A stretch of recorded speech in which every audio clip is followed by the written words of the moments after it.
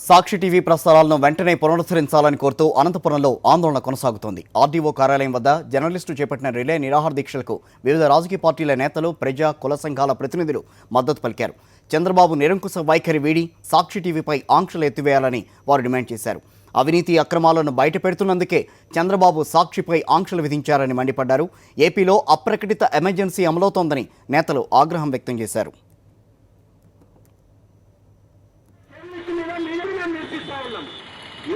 సాక్షి జరిగింది అక్కడ సాక్షి జరిగినప్పుడు చాలా రాజకీయ పార్టీలు చాలా పద్ధతిలో మాట్లాడుతూ ఉన్నాయి.